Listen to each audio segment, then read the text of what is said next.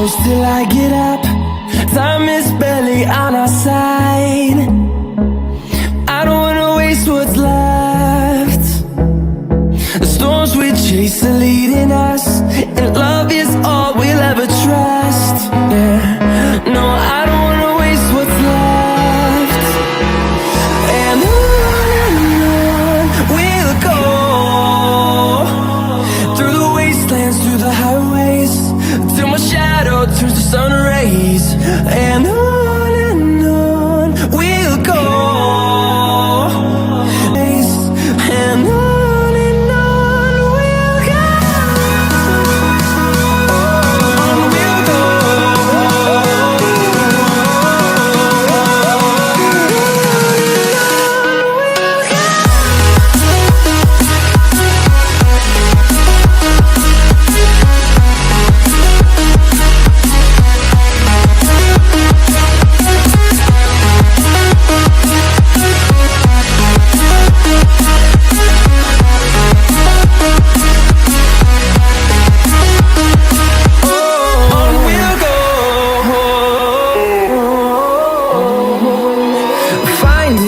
Along the way, melodies we haven't played.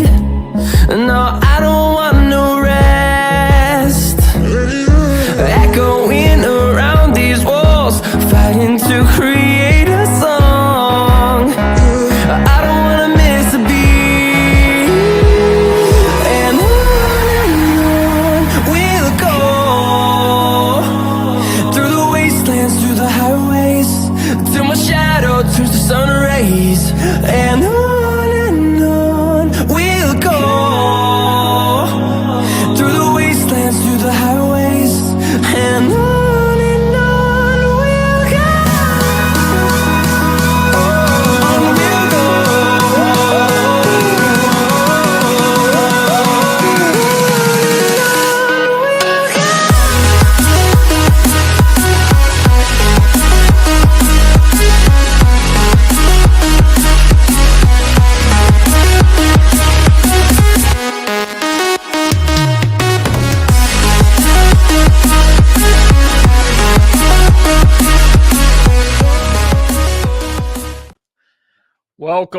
Welcome, everybody. I am here with Moongod Matt. He is the CEO, the creator, the founder of Rayfi. Was Prisma Finance, is now Ray Finance. What's up, buddy? Not much, man. It's a beautiful Thursday evening. Got a lot of fun things to talk about tonight, man. It's been a very busy past couple of weeks. I know for ourselves over here, and even for yourself as well too. You know, you guys are launching, I think, like next week or something like that. Oh yeah, next Friday we're launching. Yeah, congratulations. Forget about me though.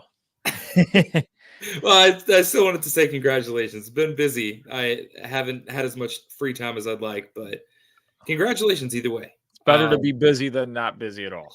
I mean, that's definitely true. We've had a lot that we've kind of made adjustments to. A lot of little positive overhauls is what I'm going to call them.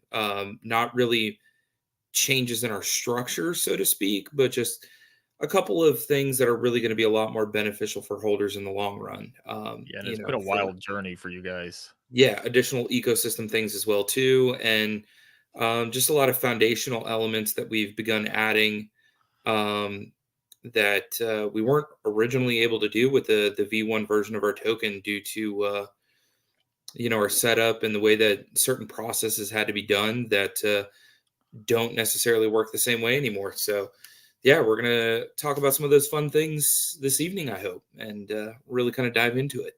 Perfect. So when are you anticipating launching again? Yeah, so as of right now, I believe we are still looking at either the 18th or the 19th in terms of launch, or if we end up pushing it back to the week after that, it'd be the 25th or the 26th. Right, that's kind of the time frame there. So the 18th, 19th would be third week of May. If it becomes a situation where we haven't had enough time for everybody to kind of review, go over our code, audit done through solid proof, peer review, all the stuff like that. We're not trying to rush it, and one extra week isn't going to make a difference in our opinion. So that's kind Yeah, of the time frame. you're Is we're 100% hoping to right. have. You're not doing a pink sale. You're just airdropping everybody the tokens. If I remember, you said that on with Oliver, right? Exactly, Okay. 100% correct. Yeah. So We're just 100%. Make sure it's right. You only get one chance to launch it again. yeah. Well, I mean, it's a situation where we just don't want to have to wait that same amount of time again if something's messed up. So we'd rather be careful and people have waited kind of long enough for this, and we appreciate the patience. And I do it's commend a you though. process. You've done it. You made it whole. You've gotten the money back, and you're going to launch. So more than Yeah, other people can say. It sucked what happened. But yeah. we won't. It definitely was a roller coaster at the beginning there, and then it was you know, like like I've said plenty of times before, it was a massive community effort.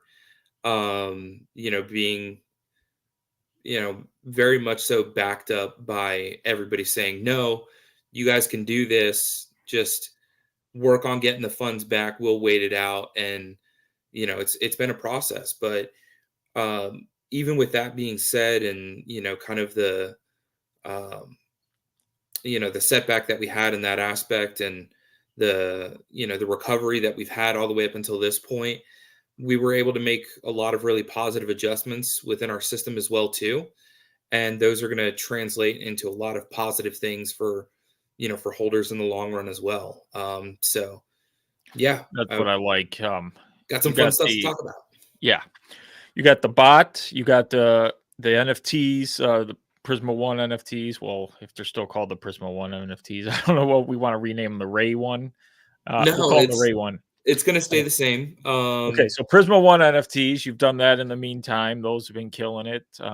Yeah, Not paying out yet, but when you bought the NFT, you knew it was a essentially 2-year process. So yeah, nobody's shocked on that one. So, but you guys are giving weekly updates. I like that.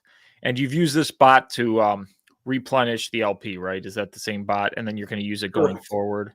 Yeah, absolutely. So the bot has gone through a couple of different iterations as time has kind of gone on.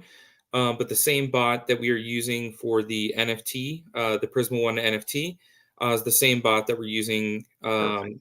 that we use to farm and recover, and that we will continue using as part of our reward generation, system. So yeah, And it trades Ethereum, right?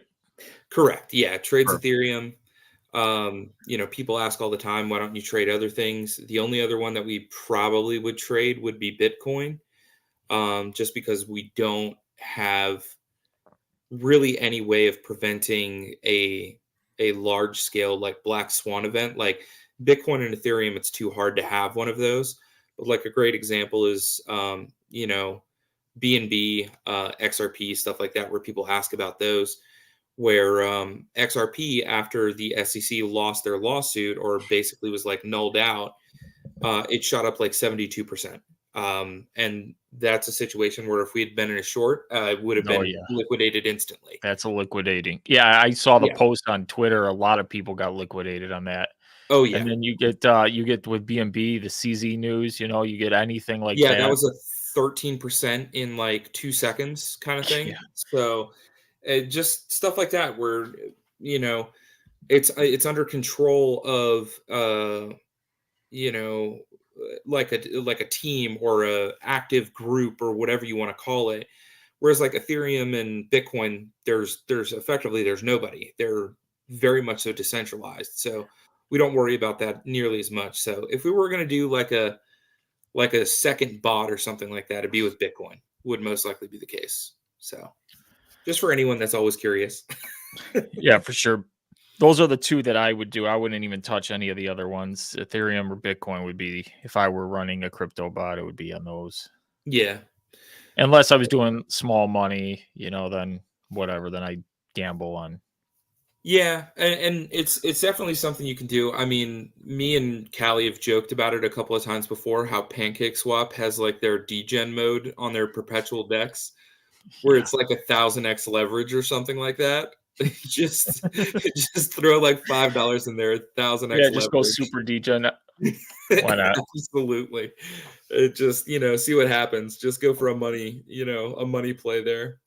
But yeah, no, we've tried to be very careful, very secure about the way that we do stuff. And, those are, as of right now, I'll say those are the two where we generally don't have to worry about like external interventions in them.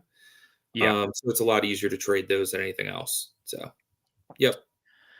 that is a good thing. You've done a good job of doing good with the project, like from where you were at to where you are now.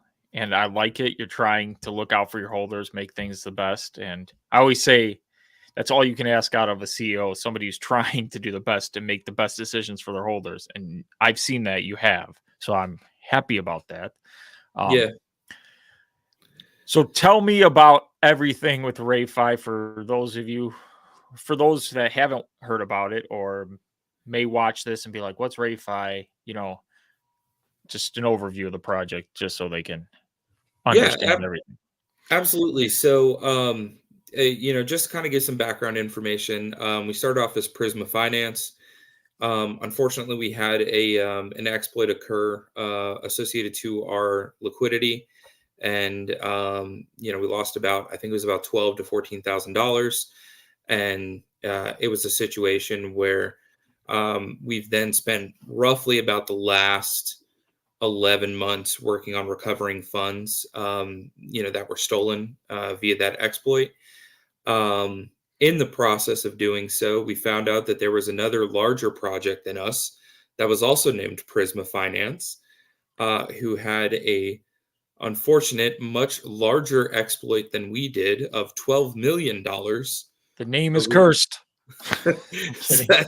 that's kind of what we went with. And we were like, all right, well, obviously there's something up That with the was a Prisma good name. call. I remember you bringing that up, and I'm like, yeah, Yeah. you can't keep the name, because people will just attach it, and they'll just, Yeah, you know, and it's, stuff like that unfortunately happens. It doesn't appear like it was a situation where it was any kind of, like somebody doing some sneaky nonsense within their developers or anything like that. It just was something was unfortunately missed. And, I believe they're still working on getting the funds back. But yeah, it was a situation where if you looked up Prisma Finance on Google, that was the first thing that came up. So even though we've recovered our funds, via a longer method than just like somebody handing it back to us, $12 million is a lot to overcome in that instance. And a lot of people within the space, they'll see the name. If they're familiar with it, they'll just say, okay, well, I'm not even looking at that. That's obviously got to be some other thing, even though our projects are totally different, they're not anywhere the same. One was doing liquid staking, one's doing, reward farming. So it's definitely two totally different avenues. But yeah, that's why we especially in decided to rebrand and go with a different name. especially in DeFi, it's hard enough to get investors to come in. There's so many projects out there. So if there's Exactly. any negative thing that might turn off an investor, it's important. You don't want to turn off anybody Yeah. in this space. Well, and that's the other part of it as well too, is like if you go to YouTube and you look up Prisma Finance, we're not one of the first things to come up if you're just looking at general YouTube and Yeah. you're not subscribed to, like, because that's one thing that I checked as well. If you're not subscribed to to Oliver, to yourself, Greek, or to a couple of other people that have done like Prisma videos about our project, the first thing that comes up is the $12 million exploit. And that's not that's not Yeah. really conducive to our growth. So yeah, we rebranded to Ray Finance. Stays very similar with like the idea of light being the focus. It also made sense considering the fact that we call our fund a Ray fund, so reward asset yield kind of thing. And so it just ended up working. I didn't um, know it stood for something. I thought you just now it makes sense. Yeah, well, little tidbits of information that we don't always release all the time, but that's pretty much kind of the idea behind it. Why we made that transition to a different name, and it just ends up working out well for us. So Rayfi is going to be the ticker symbol when it comes out.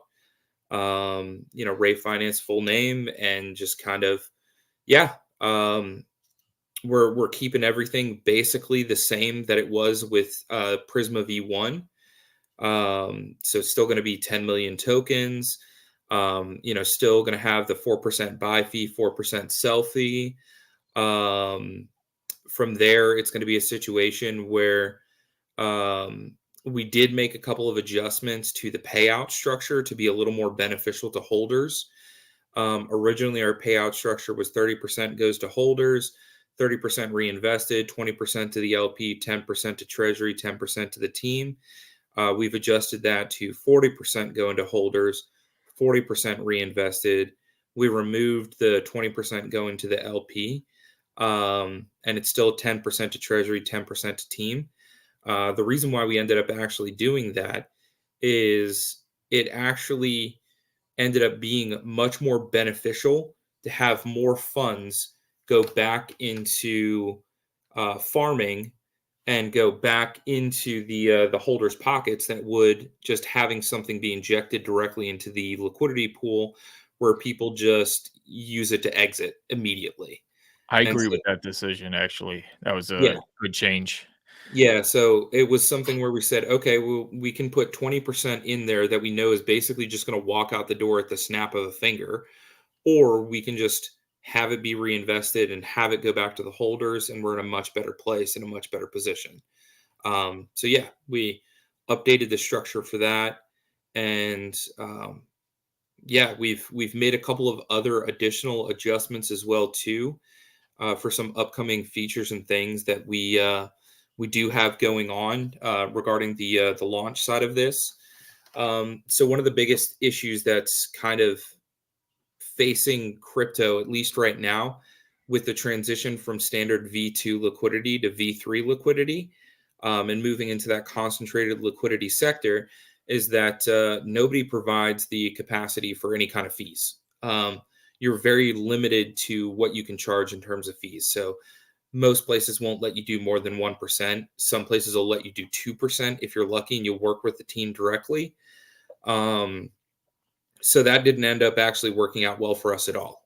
So we basically decided to fork Uniswap and just do it ourselves. So we That pretty works. much have, snagged the basic swapping capacity from Uniswap, and we're going to be pretty much setting up our own swapper within our DApp. And from there, we are going to effectively layer it on top of PancakeSwap's liquidity. So it'll have routing and everything else with it as well too. And it'll allow us to have those fees without any kind of crazy adjustments of coding and functionality or anything like that. It basically does everything that we'd want it to do, just straight out the gate. So yeah, we are going to have an internal swapper instead of just using PancakeSwap. On top of that as well, as I said, we're going to be basically just routing through their liquidity. So we're going to bootstrap just any liquidity through them. So if you come in and you've got BNB and you want to swap it to, the Rayfi token, you can absolutely do so. We're not going to have to, put up our own liquidity in that aspect. We're going to have effectively our own pool, but that pool's on top of PancakeSwap. So That's a good thing. yeah, it's a much larger benefit for us in that facet as well too, because we have a much greater control over the way that the fees work and the way that our process works. So yeah, that's basically the direction that we're going to kind of go with it. It ends up being a much better situation for us as a team and a project. And again, there's no real downsides to it at all. We're using liquidity that's on PancakeSwap already. So it's absolutely beneficial for what we're looking to do. And that also means at some point in time down the road, if we decide that we want to move into having our own decks or any kind of setup there, we can absolutely do so. And part of any kind of fees that would be associated with that would end up flowing back to Rayfi holders as well. So yeah, just a I lot like of, that. It allows for growth and you can move yeah, further down. Yeah. And the positive with it as well is, since it is a fork of Uniswap, and again, we're not trying to hide that. That's not like, oh no, we've manually coded this whole thing. No, we're Yeah, the SafeMoon forking Trust Wallet and trying to hide it for a year. exactly. Yeah, we're literally we're 100% honest there. We're gonna fork it, and the reason why we're doing that is it It's gives us a lot obviously of working. control. Why not for like Exactly, it gives open us a lot of source? control over routing, any kind of setups they use within their decks. So if this ends up being a situation where we want to have liquidity in a different uh, or facet or any kind of different chain, we can grab stuff from over there and easily route it through without having to do any kind of craziness. So it gives us a lot more flexibility with being able to get our hands, so to speak, in different pots and be able to kind of pull that and drag that back over to Rayfi holders as a whole and be able to do much more with it as we expand and grow. So Yeah, that's yep. something I didn't know about. So that's a new feature. Well, how long ago did you guys add that or get that going? So this is after we did the entire overhaul of our code. We went from 2 contracts and I think about 2,000 lines of code down to about 600 lines of code. And a lot of that extra 1,400 lines of code was making the fees work and making the like the payouts and the dividend structure Okay, or yeah. the reward structure work. So we were able to, in consolidating it down to this internal swapper, we were basically able to rip out a ton of that unnecessary bloat that we had, which means costs for people are going to go down as well too. So as you guys are buying, we can bring that margin of error in terms of fees and slippage and things like that much closer to where we'd want it to be. So it's Yeah, just benefits across the board. Costs for the team go down as well too in terms of payouts. The structure for rewards, all of that. So it's just long-term benefits, by having just these overhauls that make sense and allow us to kind of do things in a way that really just puts more money back in the holders' pockets. Because if we're able to maintain a much higher value in our treasury, we can either do bonus payouts, we can do additional marketing, we could even add more funds to the the farming strategies, things like that. We can do other stuff like that. Whereas our old process, as we would have grown as a project, it would have cost us thousands of dollars eventually in terms of doing payouts. Whereas like our new structure, our new setup, brings that down to tens of dollars instead in the it's long a run. huge deal. Like, Yeah. yeah, Yeah. So we did some of the math on it, and when we ended up getting, I think, to a little over 5,000 holders, it would have cost us at a minimum hundreds of dollars to do the payouts. I believe it. Um, and so some of the adjustments that we've made and some of the adjustments that we're still working on and making as time kind of goes on here would bring that down to like dollars, if not cents. So we'd be going from like, potentially $300-400 in costs for the team to do certain types of payouts and the payout structure and things like that, down to like, $8, $12 in some instances. So it's drastically more efficient than what it was before. This is why you optimize a contract. This Yeah. And part of that's a that little was, dig at somebody, but you know what I'm talking about. well, and part of that was the fact that we were basically having to run our system through 2 contracts. We had the Exactly. token itself, and then we had what's considered a dividend tracker token as well. And because both of those were working in hand, it was exponentially much more expensive for us to have to function through 2 contracts at a given point in time for everything that we were doing. We've got all that down to 1 contract with 600 lines of code instead of 2,000 over 2 contracts. So it's just drastically more efficient. And I would understand none of that code, so I'd be so confused. That's okay. No judgment for me on Yeah, this when side it of came to it. my project, they're like showing me some code, and I'm like, Con, you're the smart one with the dev. That's your Yep. duty. Don't bring it my way. I don't know any of that stuff. Those are It's not my great strong letters, suit. numbers, and symbols you have there. I see. It's phenomenal. Looks great to me. Yeah. Yeah, everything that I pointed out about other projects with bloat in the contracts and stuff, it's all been pointed out to me from other people much smarter than me, not me looking at it. I couldn't read it if I wanted to, the code, but it's other people telling me where to look at. Yeah, You're still doing the pools, correct? the With vaults. crypto Correct. Yeah. partners. What Yep. tokens you have in those pools? So currently, we are planning on having first and foremost just our auto reinvest vault. So Okay. that one's built in. You know, the second one is going to be Bitcoin. Then we'd have Ethereum, BNB, and then we'd move to our partner project, which is the 1 token, 2 token, 3 token, and 4 token. The only one I'm not 100% positive on is going to be 2 token, just Yeah, because because they're paired with one. it's paired Yeah, with 1 token. So that may be something that we have to do other stuff with. But the positive would be is if we do have the routing set up the way that we're planning on doing it, um, within our own swapper, we can just do it through there, and not have to worry about any kind of um, craziness from like Pancake Swap or something like that. We can just that do it makes sense. all in house, and it's easier for us to process and do that through.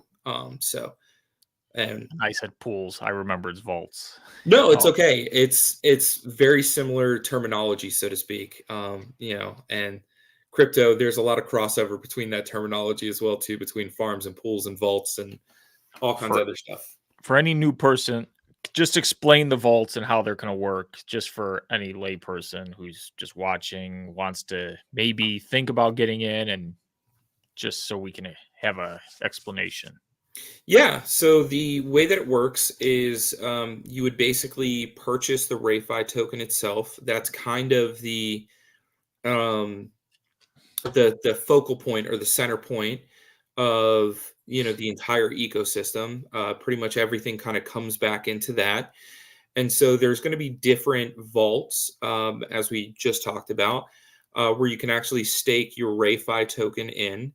And once it's staked, when we do our reward payouts every single month, the USDC payout will actually be converted over into whatever token is associated to that vault.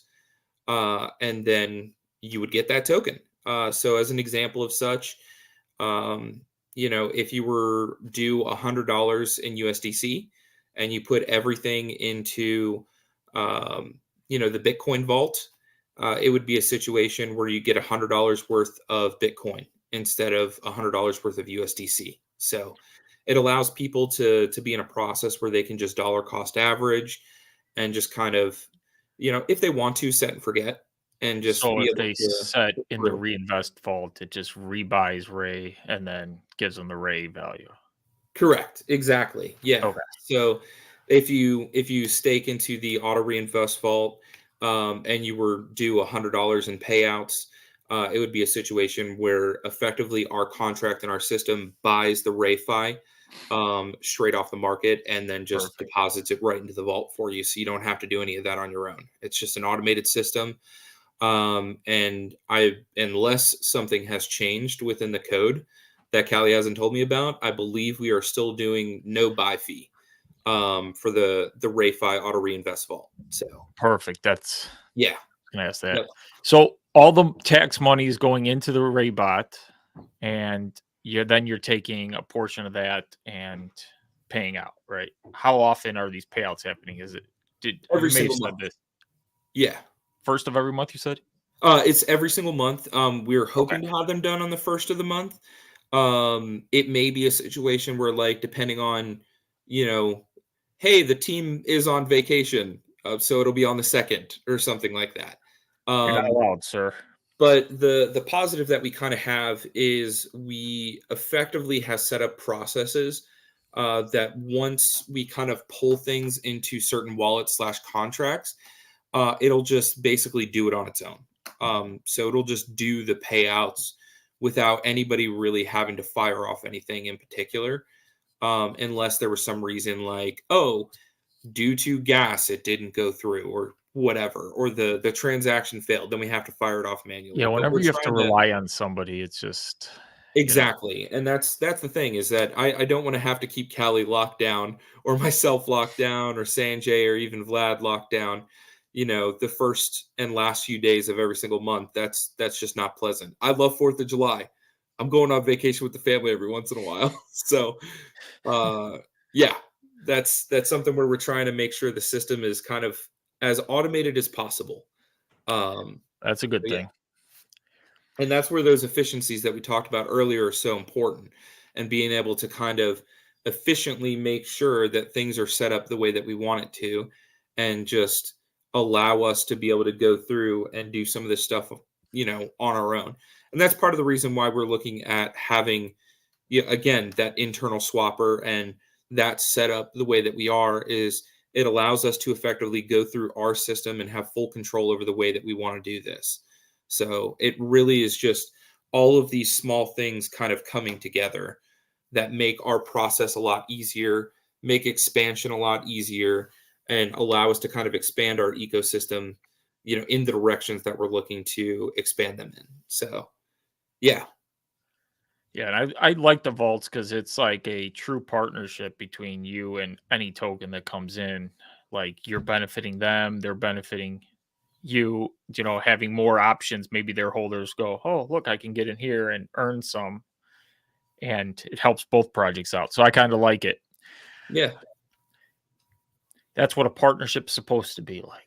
Yeah, and I think that's one of the things that's generally missing a lot within the crypto scene or structure or whatever you want to call it. Like everybody loves when they can point at a bad guy and be like, that's the bad guy, or look at their rivalry. Like as a great example between CZ and Sam Bankman-Fried.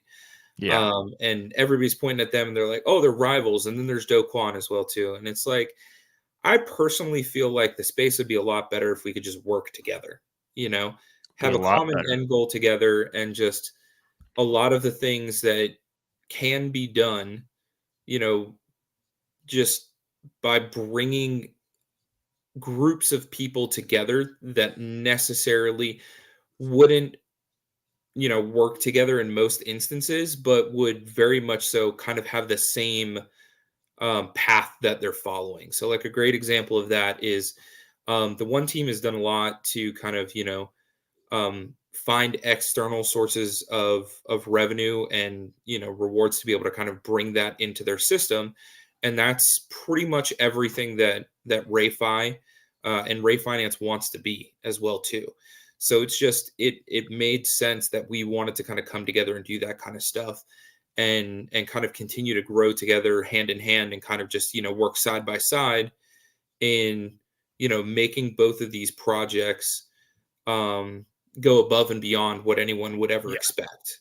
I'm glad you And brought that up, the external revenue part, because so many projects, you get those big spikes at the start, then it just dips because, you're constantly reliant on new money coming in. And I like the fact that you got the bot that's producing for you, regardless of if any new holders come in, it will just add more money to the bot, but the bot's going to be funded, and yeah, it can earn still. So that's a great thing where you're not reliant on new holders. Yes, you always want new holders, but that's the problem where I've seen with a lot of projects is they get in this bubble and they wonder why they're failing, and it's like you can't keep getting new people to come in and you have only taxes, you're going to be in trouble. You well, know, it's really the pyramid scheme mentality in saying that, oh well, we'll just get more people to come in. Like it's the, oh, if one person gets three people and those three people get three more people and those three people get three more people, I think it's like by the time you get to like 26 layers or whatever it is, you've gotten more people than exist on planet Earth. And it's yeah. like it's not a feasible thing to do.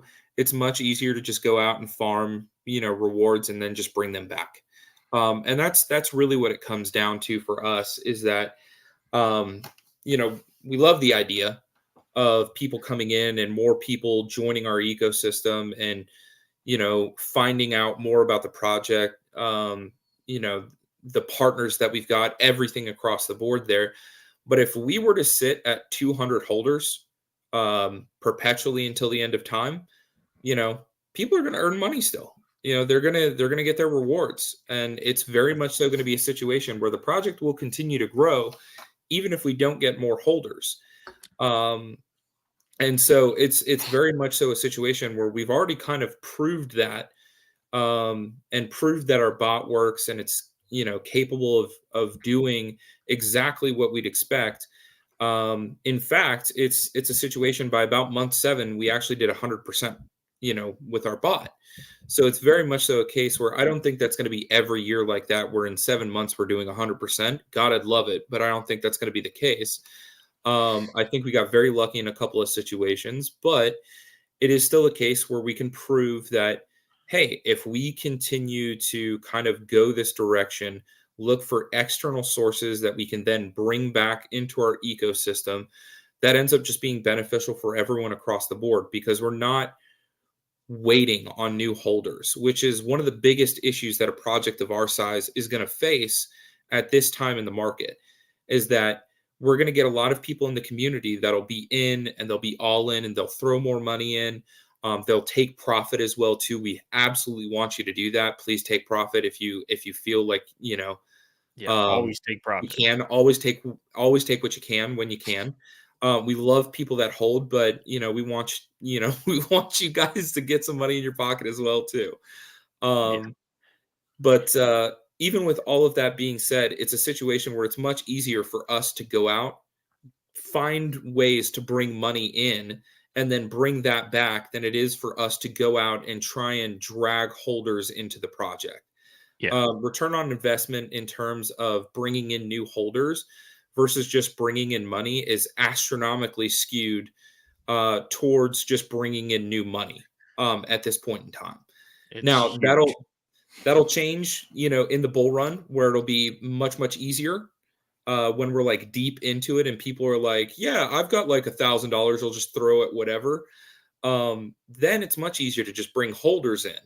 But right now, within the ecosystem, within the crypto ecosystem as a whole, it's much easier to just go out, farm rewards, and then bring them back. And the thing is, when you bring in holders, you have to have the setup to also bring in the money, because when the holders come in, just because you have a lot of holders doesn't mean, if you're only dispersing the tax back to holders, eventually the well dries up and it becomes the same problem you have with 200 holders as it does 1,000 holders, because you got nothing coming in feeding the ecosystem constantly. And that's a problem with most DeFi projects. So you guys are setting it up right. So if you get an influx of holders, that's a great thing. And you have a way to build on that. A lot of people, if you hear this, when you go in DeFi projects, that's a huge thing. It's like, if all you're doing is taking a tax and dispersing a tax, but you have a hodl token and you're supposed to hodl, and then you're just dispersing a tax, the well will dry up very fast. And it happens all the time. Yeah, absolutely. And that's one of the things where we've kind of looked at, how can we expand upon our baseline, and what can we do to really change things about the way our structure and our token kind of works here. So one of the things that we are looking at doing as well too, is releasing different variations of wrapped versions of our token. And this will probably be, if we can implement it within this V2 version, we will. If we can't, it will be something where we'll do a V3, not in a bad way. It's just going to be an upgrade, where it will effectively allow us to let you stake your tokens, your Rayfi tokens, and receive a different version of a Rayfi token, similar to the way that you would if you were to bridge a token from BSC to AVAX, or AVAX to ARB, or whatever you want to do there, where it's like you're bringing Ethereum from one to the next to the next to the next. It's effectively, it burns one and gives you another on that other chain. So we're looking at doing something somewhat similar to that on the staking side. and have those different stake versions of Rayfi be associated to different models, so to speak. So we're going to have like a stablecoin version where you're mainly just in stablecoin LP, stablecoin staking, lending protocols, stuff like that with just stablecoins. So it's not going to have like a massive return, but this is meant for something where like, hey, maybe at some point in time down the road, we've got a person, who's got $500,000 and they don't need to be doing 80% returns on the year in something that's risky. They would prefer to be in something that's doing, 12 to 20% on the year in a very low risk situation. And so we're looking at doing stuff like that. So we have about 5 different structures that we're looking at currently. So there will be a stablecoin version. We're currently what's considered in the mid-risk version, which is basically a fairly diversified one. What we're calling a high risk at this point in time, which would be more in LP farming and just bot farming, and that's it. Then we also have one that will be dollar cost average. So that would be one where we're just buying blue chips. So we'd buy, your BNB, your Ethereum, your Bitcoin. We'd hold those for some period of time and then do a payout based on how much it's grown. And so we'd continue to kind of accumulate into those. And that would allow us to kind of provide like a different avenue in that aspect as well. We're also looking at one that's strictly just our bot farming. So it would be an instance where it'd be like the little brother to our NFT, but it would pay out every single month. So you would stake into that version of Rayfi, and you'd be associated to just a version of the bot that would just farm in that capacity, and then it would bring that back and pay you out every single month instead of having to wait every single year. And the positive with this ecosystem and the setup around that structure that we're looking to move to down the road is that as you stake into each of those, it removes the amount that you staked from the baseline Rayfi token. So as a whole, we have 10 million tokens. If 3 million tokens are moved into the high risk one, that means we now only have 7 million tokens. And so as those are kind of dispersed into those different variations and different versions, they'll have different payouts associated to each of them. And the payouts will be based on whatever you are set up under. So if there's 3 million in there and you have, 10% of the 3 million, we'll say, you're going to get 10% of whatever that payout is supposed to be associated to that. But it also reduces the amount that are in all of the other, positions as well too, all of the other staked, versions of Rayfi. So it becomes this almost game-like situation where you're saying, okay, well, I want to have some over here in this one. I want to have some in this one. This one only has like 100,000 in it, and it's making $5,000 a month. Let me just throw some stuff in there. I've got 100,000 Rayfi. I throw it into the stablecoin one, and it's a situation where now, the other person's got 100,000. I've got 100,000 that's in there. I'm now getting 50% of $2,000 a month or something like that. Yeah. So it's gamify the system. I like that. Yeah, it's not gamify in the sense of like, hey, you're competing and somebody else is going to lose money. It's just kind of like a, hey, which one do you kind of want to be in? And there's more of like a strategy for how you want to disperse your funds and exactly. Yeah, it's not, oh, I'm going to beat this person and get more money than this. It's right. And between all of those different versions of staking, there will only ever be a total of 10 million tokens. So that's where I was kind of trying to go with that is if there's 3 million in one and 2 million in the other and 3 million in the third and then 500,000 in the fourth and so on and so forth all the way through, there can never be more than a total of 10 million tokens. So it's going to be a situation where as we start to kind of release those, they're going to pull other people that have decided to kind of move into those different, staking avenues, and it will allow us to kind of further increase those baseline payouts that are going to go to everybody that still remains in the other ones. So, yeah, very exciting long-term situation there. Yeah, it's good to think long term too, not just, so many projects don't think about future growth and where projects could go. Like you just come out with it and you're just hoping, I want 100x. Okay. Yeah. Okay. What's going to get you to 100x? And once everybody sells, is your project just what's going to keep it going? Yeah, absolutely. And that's one of the things for us on this side that we really built out within the project as a whole is that even if there was one person left and the team, and that's it. We have one person that's still in Rayfi, One to and the rule team them is the all. only other people that are still out there doing stuff. They get 100% of the payouts. So if we get to a point in time where we're doing, I don't know, $10,000 a month or something like that, but everybody's taken all their profits and patted themselves on the back and bought their own little island, I'm totally fine with that.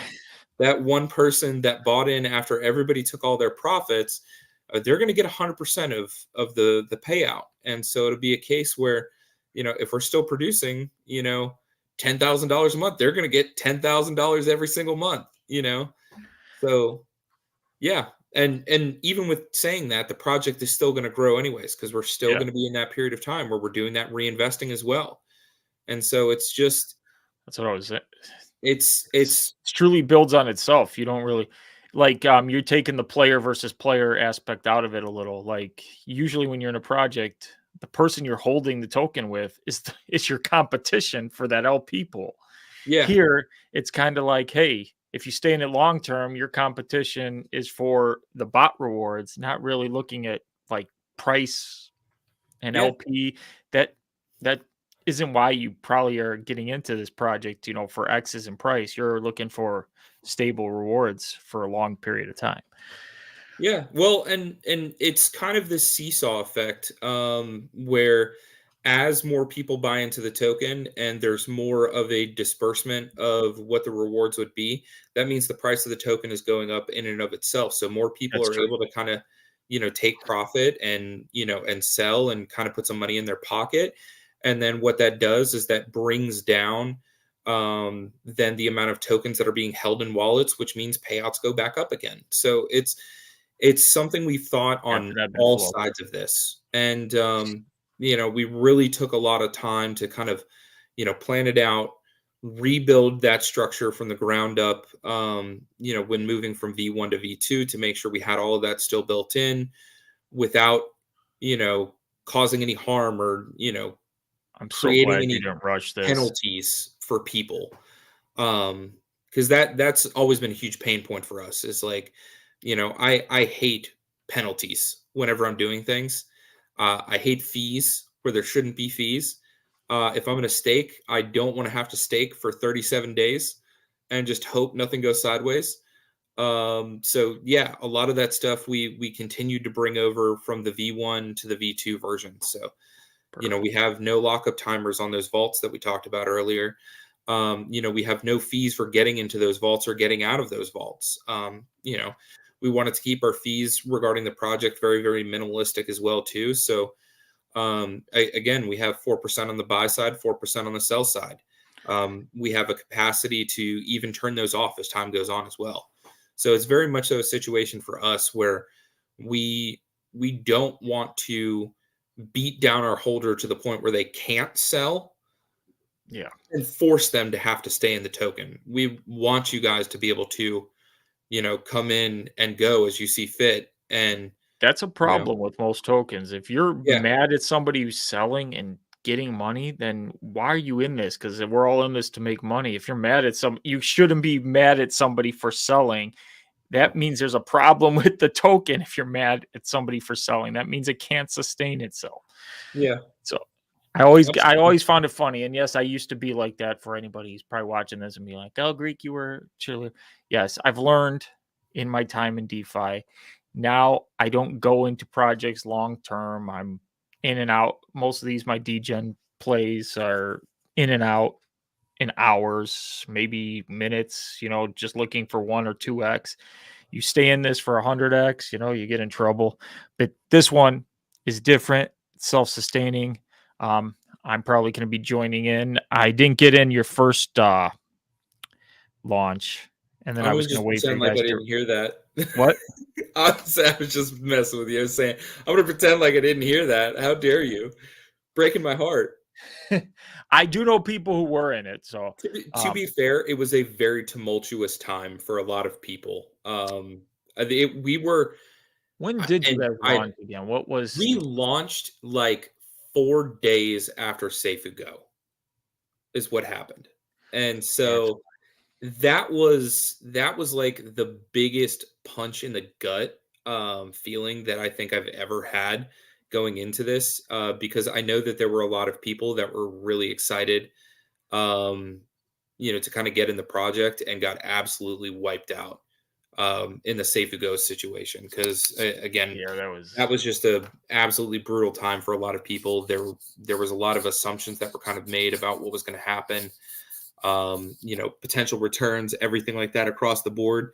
And a lot of people put a lot of money aside, for Seifu Go. And then there was a lot of people that were kind of messaging us and letting us know that, like, hey, after they get out of this play, they're going to be bringing it over. And it was very much so a case where a vast majority of the community just got wiped out. And, yeah, I got lucky in Seifugo. I had 14K. I was planning on throwing most of it in, trying to get in early, and then I was going to take out like 70%, like within the first few hours. That was my plan. Yeah. And luckily, because it wouldn't let me buy, I only spent like, I got 22 Seifu Go for like $3,000, and I was like, "Oh, this is cool." So the rest of the money, because I didn't keep it in Seifu after Brian didn't give the money back, after he sold his Seifu and we were holding Seifu, I got out of Seifu as soon as it pumped up again. I sold my Seifu, Yeah. and then so when I didn't get all my money in Seifu Go, which luckily I didn't, I moved 10 grand into Bitcoin, which was the smartest decision ever because it was like at 16K. Proud of you for that one. So yeah, I've been happy. And, Yeah. And then I started after Seifu Go failed. I was like, okay, I'm not getting in any DeFi that's not really like have external revenue coming in and not just relying on new people coming in and Ponzonomics and stuff. So I've just been throwing in stables and much happier place now. I've learned a lot. Well, it's much more, it's much less stress, being in those kind of, things where it's like, yeah, you can just kind of sit and let it do its thing. I'm going to buy $100 worth of Bitcoin every single week. And that's going to kind of be the easy process. And that's part of why we wanted to also bring that setup into, what we were doing here with the various vaults as well. We're not expecting, and I would hate if someone were to tell me that I threw my life savings into Rayfi. Like that is the biggest fear that I have. I don't want anybody to do that. Please never put, more money than you could lose into something. I'm glad you say that because a lot of CEOs will be like, "Oh, I want everybody to throw everything in," and it's like, no. Even me and my project, people are like, "I want to throw a couple grand," and I'm like, "No. Like, not saying I don't want you to. Like, it's I believe in what I'm doing, but I don't like throw what you can afford, and that like if you lose it, who cares? If you win, it's great, but don't go crazy." Well, and not that I'm saying that we're going to lead this project into direction of it going south. I think our track record shows that that we're not doing that, but it is something where it's like, I would hate for people to be in a position where they feel like they're trapped into something, and that's part of the 100%. reason why you'll never hear me say you guys have to stay in the project. We need you to stay in the project. Nobody sell, blah, blah. It's never going to be the case for me. If you want to, buy in, low, sell high, do so. If you never want to partake in any of the vaults, you don't have to. It's an added benefit if you want a dollar cost average every single month when we do our rewards. It's not required in any facet to take part in, in the ecosystem and the growth of the token itself. which is something that we absolutely feel is going to grow as time goes on because, again, as we bring money in, rather than just have a very specific time where funds will be injected into liquidity, we could do buybacks. We could do, injections into liquidity all on our own. That's part of the reason why we're doing this Uniswap fork as well, is that we want to have full control over what we can do in terms of like just dropping in USDC into this LP. So it's very much so a case where we want to be able to, do all of these things and do them in a way that adds benefits to holders and not just be like, oh, I'm going to do a one chunk, one time buyback that like the largest whale who's paying attention at that given point in time is just going to dump on it immediately. You always see it right Yeah, after the buyback, especially because they think well, normally the people say it's like a bullish thing and you're trying to get your community pumped, so you tend to announce it. And then you get those people who are waiting to snipe. Like they have their stuff on Pancake Swap ready and they're just like, "Oh, boom, buyback, boom." And they're and sitting and watching Dex Screener. yeah, and in my opinion, the best way to do a buyback if you're going to do it is without there being any notice, without Yeah, even really affecting the chart as well too. So like a great example of that is if you're doing $1,000 a day, you shouldn't do a $2,000 buyback. That's not going to do anything. That's just people are going to walk out the door with it. that's gonna be instant exit. Yep. Exactly. And so for us, that's what we're looking to do from the treasury. If we do end up going the route of, buying back the LP, is that we want to be in a position where we can say, oh, here's like a $13 buyback 30 times in one day. That's what I Uh, was gonna say. and that way it Spread it seems out, like have a it's contract just constantly doing it, so it looks like regular buys, and people think it's just normal volume. That's the best exactly. way to go with it. Yep, just random times throughout the day and just, we can throw a little bit of money in there and just let it do its thing, and just have it do random purchases in times and instances where, stuff's not going on, so it just looks like a normal buy, nothing Sure. different for anybody else. And again, that's some of the things that we've kind of been thinking about and working on implementing and why some of these processes are taking as long as they have. I mean, yes, we were working on recovering the funds, but we're building a lot of this stuff out to enable us to be able to do all of the things that we would like to do within this and then have all of those functions be the baseline of additional functions down the road. And Yeah. that's really the big thing for us, is that we don't want this to just be a one faceted, one face kind of thing. We want multiple different options from the team as a whole to be able to provide to holders in terms of not only reward and revenue streams, but what you can do with the project and the token itself. So Yeah, and I'm glad you didn't rush into anything. You did it the right way. You could have been like, "Let me sleep on it for a weekend, and then the next week, here we're doing a V2 with another pink sale." well, I mean, it's funny it's funny that you kind of say that because we did originally there talk about doing a pink sale, but we decided against it. Yeah, Some but that would have been a way everybody would have gotten their holdings, and then this would have just been to add new money, right? This if you had done a pink sale correct. now. Yes, Yeah. yes. So I That's want to be different clear. than, like, I'm saying, like, let's say after the hack happened, right after ESCO, like, a week later, you're just like, "Let's have another pink sale, and we'll just airdrop tokens." You could you could have just gone the fast route. You guys made it better. You took the time. Yeah, Yeah, it sucks for people who had to wait, but when it's done right, that's all that matters in the end, Everybody's gonna be made whole. It's good to see. Um yeah. I like to keep these at an hour. I got somewhere to be in 45 minutes. Do No, you have you're good. any last words for Well, anybody who's I do have one final thing to say. Again, just to reiterate the time frame. We are looking at either, I believe I said it was the 18th or the 19th or the 25th, 26th. That is the time frame that we're looking at right now for launch. And again, that is dependent on code being finished and then code being reviewed, peer reviewed, and then audited. So it is very much so a situation. I just wanted to, in case somebody is at here at the end and they missed the beginning or they skipped through a couple of things, just wanted to just throw that out there again real quick. So I perfect? appreciate it, Greek. No problem, man. It's been a pleasure. Hopefully, people got a better understanding of Rayfi. And invest wisely. Only invest what you can afford to lose. And until next time, take care, everybody.